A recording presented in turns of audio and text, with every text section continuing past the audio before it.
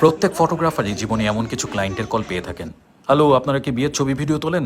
জি জি, আমরা ফটোগ্রাফার্স। আচ্ছা শোনেন, বিয়ের ছবি ভিডিও করতে কত টাকা নেবেন, মানে আপনাদের রেট কত? আসলে আমাদের কিছু প্যাকেজ আছে, তার উপরে রেটটা ডিপেন্ড করে। শোনেন, ওইসব প্যাকেজ বুঝি না। হলুদ আর বিয়ে, হলুদের দিন কিছু ছবি আর ভিডিও করবেন, বিয়ের দিন কিছু ছবি ভিডিও করবেন, তাতে কত টাকা নেবেন, আপনাদের রেটটা বলেন। আসলে দেখুন, একটা গল্প নির্ভর কাজের জন্য কিন্তু এইভাবে সম্ভব না। ফটোগ্রাফারদের সাথে আলোচনা করতে হবে, তাহলেই না ভালো কাজ পাওয়া সম্ভব। একটা রেট জিজ্ঞেস করা কিন্তু ফটোগ্রাফারদের ব্যাপার না। ফটোগ্রাফারদের থাকে প্যাকেজ। তারা তাদের মেধা, মনন, অধ্যাবসায়, চেষ্টাকে কাজে লাগিয়ে সুন্দর কিছু উপস্থাপন করে। মনে রাখবেন, ফটোগ্রাফার খাবারের জন্য আপনার ইভেন্টে যায় না। ভাইয়া, খুব ছোট ঘরোয়া প্রোগ্রাম, 1 ঘন্টা ছবি 1 ঘন্টা ভিডিও করলেই হয়ে যাবে। এটা কি কখনো হয়? এটা কখনো হয় না। 1 ঘন্টার যে ফটো ভিডিও ডিউরেশনের কথা ক্লায়েন্ট বলে, এটা অবাস্তব পরিকল্পনা, এবং তা থেকে একজন ফটোগ্রাফার, সিনেমাটোগ্রাফার কোনো গল্পই বের করতে পারবে না। দেখুন, বেসিক কিছু নিয়ম আছে। একটা ব্রাইডের কিছু পোর্ট্রেট সেশন আছে, বিয়ের কিছু রিচুয়াল আছে, আপনাকে সেই রিচুয়ালগুলোর ভেতর দিয়ে যেতে হবে। ব্রাইডের একটা এন্ট্রি রয়েছে, আপনি 1 ঘন্টা সময়ের মধ্যে কিভাবে ঘরোয়া আয়োজনের মধ্যে সেটা শেষ করবেন। একজন ফটোগ্রাফার এবং সিনেমাটোগ্রাফারকে প্রোগ্রামের প্রথম থেকে শেষ পর্যন্ত, বিদায় পর্যন্ত প্রত্যেকটা মোমেন্টটাকে ক্যাপচার করতে হবে, তবেই সেটা থেকে ভালো কিছু আউটকাম আসবে।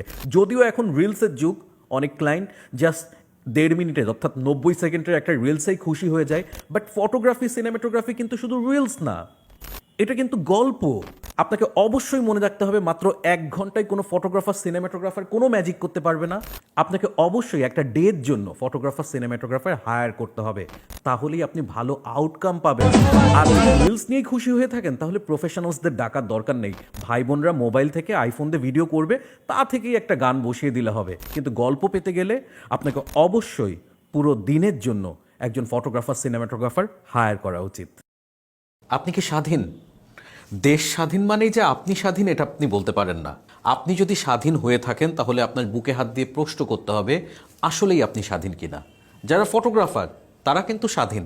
তারা নিজেদের যে মুক্ত চিন্তাধারা, তারই বহিঃপ্রকাশ করার চেষ্টা করে। 9টা-5টা চাকরি তারা পছন্দ করে না। তারা তাদের স্বাধীন একটা পেশা বেছে নিয়েছে, এ কারণটাতেই তারা স্বাধীন।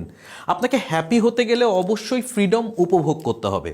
যারা ফটোগ্রাফি করে, তারা এই কাজ করছে, এই একটু স্বাধীনভাবে ঘুরছে, এই প্রকৃতির ছবি তুলছে, মাঝে মাঝে ইনকামের জন্য ওয়েডিং অথবা বাকি যে মাধ্যমগুলো আছে সেখানটাতে কাজ করার চেষ্টা করছে। এদেরকে আসলে একটা ফ্রেমের মধ্যে বাঁধা সম্ভব না। এদেরকে মুক্ত স্বাধীনভাবে ছেড়ে দিতে হবে, কারণ এরা এটা উপভোগ করে, এবং এটা উপভোগ করে বিধায় তারা সৃষ্টি করতে পারে।